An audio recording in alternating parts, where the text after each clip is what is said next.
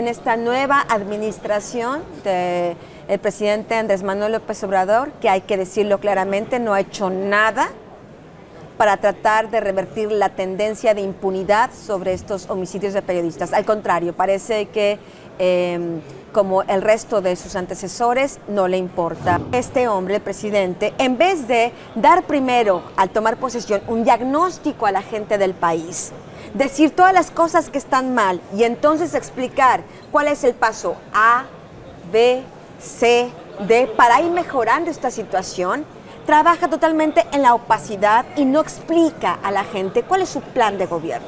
Ha creado, por ejemplo, esta Guardia Nacional. Como si fuera esto, como lo está vendiendo, lo está ofreciendo a la sociedad mexicana, como si fuera la solución a los problemas de seguridad pública, que es el problema número uno en México. Anabel Hernández, bienvenida a BOM, bienvenida al Gracias. Global Media Forum y bueno, la ganadora, humildemente honrada a tu trabajo por ganar el Freedom of Speech Award, que es uno de los premios más importantes que da la Deutsche Welle. Hola, ¿qué tal? ¿Y qué significa el premio para vos? Bueno, gracias por la invitación y gracias por permitirme poder hablar de esta situación que se está viviendo en México y en el mundo, ¿no? Para mí este premio, este reconocimiento, no es un reconocimiento a mi persona, sino yo lo interpreto como un reconocimiento de la crisis humanitaria que estamos viviendo los periodistas en México desde al menos 12 años.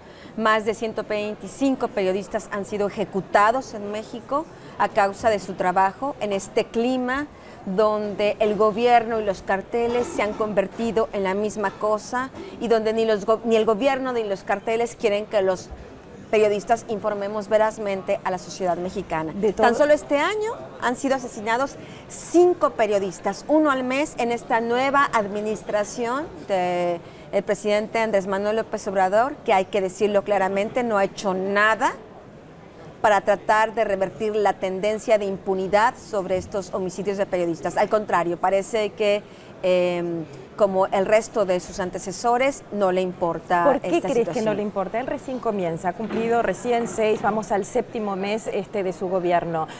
Vos conocés los problemas estructurales de corrupción, violencia e impunidad que hay en México. Vos tenés que saber que en 6 meses no se logra un cambio en México. Bueno, sin duda alguna. El problema no es que uno puede esperar que un solo hombre pueda cambiar el país en 6 meses. De hecho, nadie se lo ha pedido. Nadie en su sano juicio podría pedírselo. Lo que sí se le podría pedir y exigir absolutamente es que cambie la dinámica de cómo han funcionado las instituciones durante un periodo muy largo de la historia reciente en México. Estamos hablando de instituciones totalmente corrompidas, penetradas por el crimen organizado, la Secretaría de Defensa Nacional, la Marina, la Policía Federal, las policías estatales. El problema es que este hombre, el presidente, en vez de dar primero, al tomar posesión, un diagnóstico a la gente del país, decir todas las cosas que están mal y entonces explicar cuál es el paso A, B, C, D para ir mejorando esta situación, trabaja totalmente en la opacidad y no explica a la gente cuál es su plan de gobierno. Ha creado, por ejemplo, esta Guardia Nacional. Como si fuera esto, como lo está vendiendo, lo está ofreciendo a la sociedad mexicana, como si fuera la solución a los problemas de seguridad pública, que es el problema número uno en México, ¿no? Donde la población en general es víctima de secuestros, de extorsiones, de desapariciones forzadas, y él crea esta Guardia Nacional de Seguridad.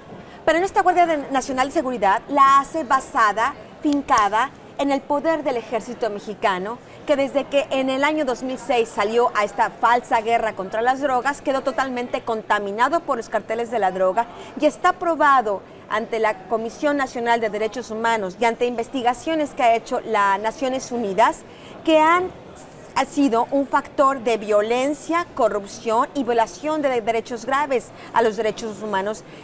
La pregunta es, ¿por qué los políticos están aceptando eso? Eso se tiene que pasar por el Senado, cambiar la Constitución. Bueno, parece que va a tener una mayoría. Bueno, él tiene un 80% de popularidad en México, lo cual es increíble. No lo quiero defender, quiero poner en contexto la situación en estos momentos con Andrés Manuel López Obrador en un periodo de 6 meses que, por más que sea bueno o malo, nadie quiere un ejército en la calle, por supuesto, pero ha hecho un ofrecimiento, lo cual en el último sexenio no se había escuchado nada sobre México. ¿En qué sentido? En el sentido de que durante el gobierno de durante el gobierno de Peña Nieto, él no ofrecía una solución para estos problemas. No, ¿cómo no? Sí. Felipe Calderón, Enrique Peña Nieto ofrecieron la solución, y la solución era tener al ejército y a la Policía Federal en las calles, con otros esquemas, con otros nombres de instituciones, pero son exactamente el mismo esquema. El problema en México es que cada presidente que llega le cambia el nombre a las instituciones, pero no cambia las personas que trabajan en estas instituciones. El problema no es el nombre, el logotipo. El problema es quienes forman estas instituciones, y estas instituciones están formadas por funcionarios corruptos. Por ejemplo, sí. Felipe Calderón, su oferta, su propuesta es hacer esta guerra contra los carteles, que fue una cosa falsa, después podemos hablar sobre eso, sacando al ejército a las calles. Y dijo, el ejército, porque las policías son corruptas, el ejército es nuestra solución para resolver la violencia y el crimen organizado. Cuando termina el gobierno, el sexenio de Felipe Calderón, se probó que esa solución no fue tal. Aumentó la violencia en las calles, aumentó los secuestros, desapariciones, y el ejército quedó corrompido por los carteles, porque esta convivencia cotidiana en el día a día en las calles genera que este tipo de instituciones sean contaminadas. Después, cuando llega Enrique Peña Nieto, ofrece, este plan no funcionó, destruyó lo que era la Secretaría de Seguridad Pública, cambió totalmente la ley, dijo, mi plan para solucionar esto es eliminar la Secretaría de Seguridad Pública Federal, que la Secretaría de Gobernación vuelva a ser la institución que controle la seguridad pública de este país, porque la seguridad pública tiene que estar totalmente aunada con la política de gobierno. Esto fracasó. ¿Por qué? Porque todos estos nuevos planes se hicieron con la misma gente corrupta. Ahora este presidente está diciendo, mi plan es, todo lo demás no funcionó. Mi plan es crear la Guardia Nacional. Pero de todos modos lo está haciendo con la misma gente corrupta. Por eso yo te puedo augurar desde este momento, como lo hice en su momento en el gobierno de Felipe Calderón y de Enrique Peña Nieto, esta no es la estrategia que va a funcionar. Te voy a hacer una pregunta. ¿Vos crees que es un problema estructural que el actual presidente no puede cambiar, o crees que sabe y lo deja pasar, trabajar con la misma gente que está tan corrupta? A mí realmente no me gusta hacer especulaciones. Yo no puedo meterme en la cabeza de Andrés Manuel López Obrador y saber si sabe o no sabe. Lo que me queda claro es que si lo sabe, debe decirlo a la opinión pública, debe hacer un diagnóstico transparente y debe explicar por qué, si sabe que el ejército está corrompido por los carteles, ¿por qué le está dando mucho más poder al ejército mexicano? ¿Cuáles son sus metas? Hasta este momento, como todo gobierno, está sujeto a un plan de gobierno y al cumplimiento de ciertas metas. Y en base a este plan de gobierno y al cumplimiento de ciertas metas, la gente puede evaluar si su gobierno ha sido exitoso o no. O sea, prometió A, está A. Prometió B, está B. Pero si no hay unas metas específicas, ¿cómo la gente puede evaluar? Por ejemplo, a inicios de este gobierno, en los primeros meses, se detonó la violencia. Había más muertos incluso que en el peor año de Enrique Peña Nieto, y eso ya es decir bastante. Cuando la gente, los periodistas empezaron a preguntar, él primero quiso ocultar esa información. Dijo, no, esto no es así, va a la baja. Estaban las propias estadísticas del gobierno que decían otra cosa. Finalmente tuvo que reconocer, sí, pero ahora vamos a hacer un nuevo plan. Estamos hablando que en realidad el plan de este gobierno es que no hay plan, no se ve cuál es el plan y no hay metas específicas. Ok, podemos entender ¿Qué que, le dirías? que no es posible resolver este problema inmediatamente, pero debe haber al menos una meta específica. Con todas tus investigaciones como periodista, con todos los libros que has escrito sobre la criminalidad en México, si tenés 5 minutos para hablar con Andrés Manuel López Obrador, ¿qué le sugerirías? ¿Dónde tendría que empezar, Anabel? Una limpieza profunda a las instituciones de México. Voy a publicar ahora en noviembre un nuevo libro.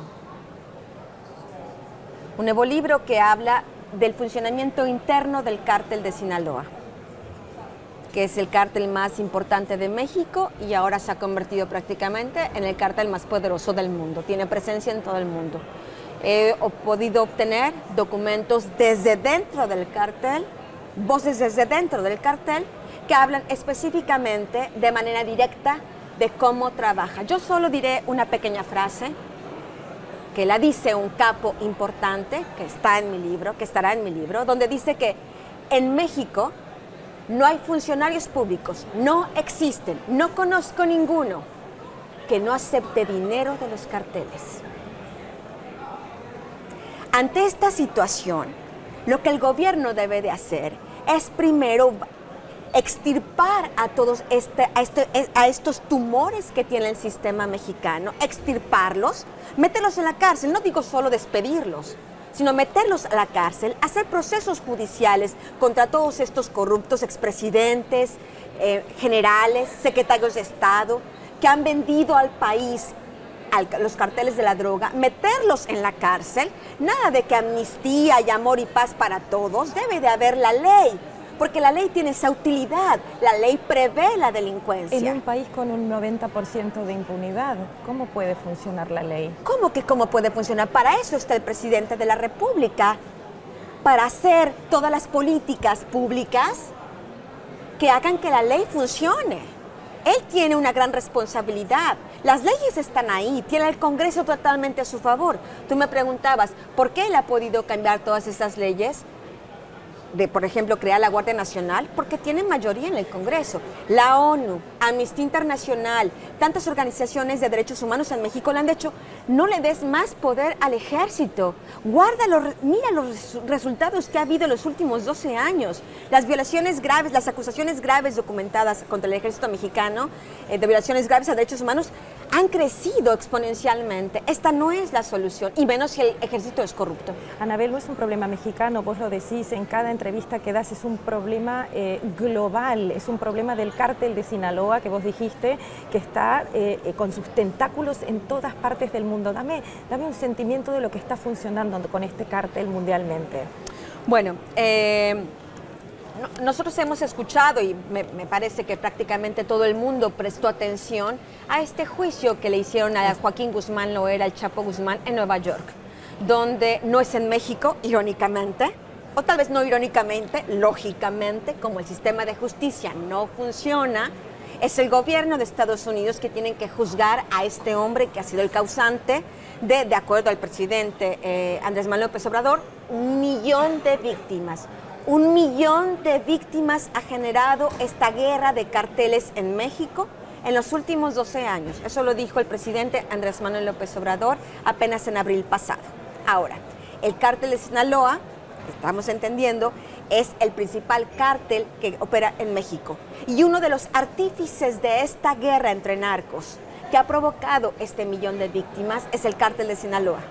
Solo que el cártel de Sinaloa no solo opera en México. Este es un estudio que hizo un grupo de analistas expertos en Estados Unidos, que es un grupo de analistas que son asesores de congresistas y del Pentágono en Estados Unidos. Este es el mapa del mundo. Todo es territorio negro que está pintado de oscuro. Es el territorio del cártel de Sinaloa. La situación que está pasando en México, las más de 1 millón de víctimas, es solo consecuencia de la corrupción que sí existe en México, de los violentos carteles que sí operan en México, o de toda la corresponsabilidad internacional de los gobiernos y de los consumidores que permiten que estas drogas entren a sus territorios y que estos capitales de dinero sucio laven su dinero en el mundo. Esto es el territorio de Sinaloa. Esto es la corresponsabilidad del mundo. Los muertos no solo son muertos del gobierno de Felipe Calderón, no solo son muertos y desaparecidos del gobierno de Enrique Peña Nieto. Es cierto, no solo son muertos y desaparecidos del gobierno de Andrés Manuel López Obrador. Es una corresponsabilidad internacional. Anabel, ¿vos podés hablar así, tranquilamente, en México como estamos hablando hoy en Alemania? Yo hablo así donde estoy y por eso tal vez es que me han querido asesinar en varias ocasiones. Yo soy una persona que cuando hablo con pruebas fehacientes. Soy una periodista de investigación con más de 26 años de experiencia. En los últimos 18 años me he dedicado a investigar a los carteles de la droga, las redes de corrupción, las redes de trata de personas, el abuso de autoridad. Y yo hablo así siempre. ¿Hay miedo a veces? Hay miedo, por supuesto, cuando volvemos al punto de que hay 1 millón de víctimas en México. En este 1 millón de víctimas hay 125 periodistas asesinados en este mismo periodo, en estos últimos 12 años. El 99% de los casos están impunes, pero debo decirlo correctamente. No solo entre el 99% de los casos de homicidios de periodistas está impune. El 98% de los casos de desaparecidos está impune. El 94% de las mujeres violentadas sexualmente en México está impune. El 90% de las extorsiones está impune. El 90% de los secuestros está impune. México se vive una impunidad que cuando uno como periodista vas y ves el entorno, dices, sí estoy en riesgo. Y sí tengo miedo. Pero aquí todos tenemos miedo. Esa es la verdad. Cuando uno va a México, tú hablas con los amigos, con la que tiene una hija que va a la preparatoria en el autobús, que el marido que tiene un pequeño negocio, ahí a lo mejor un restaurante, una refaccionaria. No hay quien viva en paz en México. Así que me parece que los periodistas, si somos solidarios al menos con nuestra propia sociedad, debemos dejar a un lado nuestro miedo y hacer nuestro trabajo. ¿El exilio forzado ha cambiado tu perspectiva de ver al país o la forma de trabajar, Anabel? No, realmente no. El exilio solo me hace autoexilio, ¿no? Y exilio es un autoexilio, es una decisión que me he obligado, que me he visto obligada a tomar porque el gobierno de México, las instituciones creadas supuestamente para proteger a los periodistas no funcionan. La prueba es que este año 5 periodistas ejecutados a causa de su trabajo y la única opción que he encontrado para poder continuar haciendo mi trabajo es haciéndolo fuera de México. Entonces lo que he hecho, lo hice en 2014, y 2015 y 2016 tuve que salir de México para poder hacer la investigación de los 43 estudiantes desaparecidos. Sí, la noche de Iguala, la verdadera noche de Iguala. Sí. Regresé a México para terminar mi libro y cuando lo publiqué volví a ser víctima de nuevos ataques de personas que me estaban siguiendo. Tuve que salir de México y ahora estoy regresando una vez al mes, una vez cada 2 meses para continuar mi trabajo y poder hacer esta nueva investigación sobre el cártel de Sinaloa. Yo me pregunto, un momento de reflexión, si vos con tus 2 libros has sentado un precedente increíble en lo que es la historia del periodismo mexicano con estos 2 libros que han marcado tan profundamente a esta sociedad, con tus research, con tus investigaciones, me pregunto, ¿dónde están los historiadores que tendrían que haber escrito sobre esa situación? ¿Por qué es el trabajo de nosotros, de los periodistas? ¿Dónde está escrito ahora la continuación de esta historia? Yo pienso que los papeles habituales que históricamente han tenido las personas han ido cambiando poco a poco. Siguen conservando sus títulos de historiador, de juez, de procurador, de diputado, de presidente. Pero en el fondo ya no lo son más, solo son parte de un mismo grupo de poder que acumula todo para sí mismos.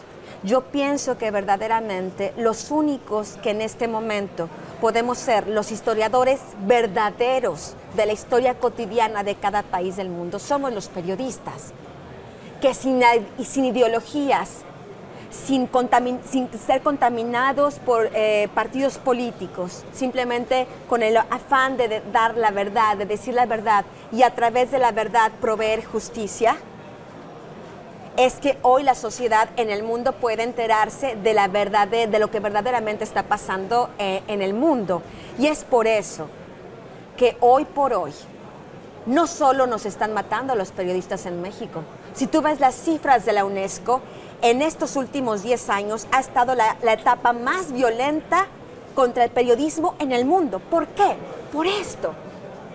Porque somos los únicos hoy historiadores verdaderos que no estamos sujetos a becas, no estamos sujetos a que alguna imprenta nos publique nuestras investigaciones, no estamos sujetos a ver si el gobierno nos da algún beneficio económico para poder continuar con nuestro research.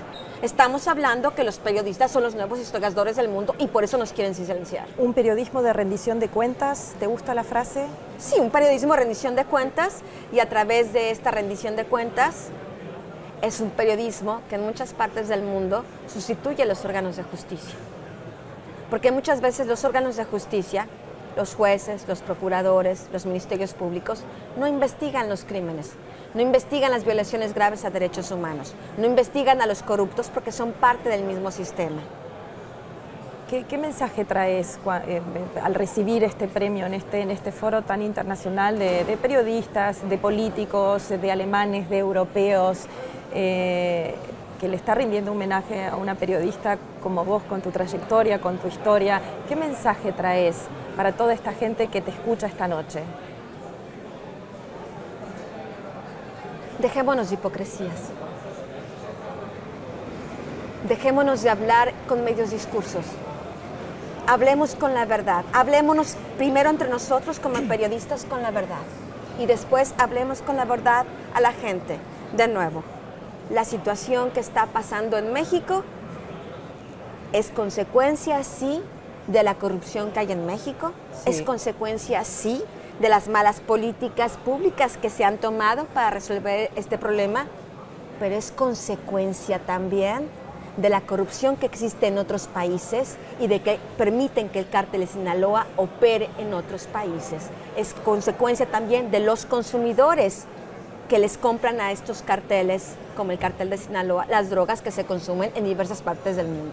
Entonces, me refiero a que para poder combatir este problema, debemos trabajar conjuntamente los periodistas. No solo decir, pobres mexicanos, los están matando, son salvajes, son tercermundistas.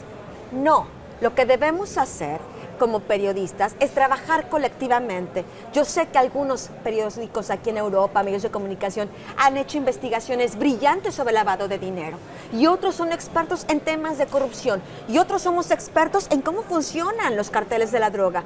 ¿Por qué no trabajamos conjuntamente contra un problema que es común?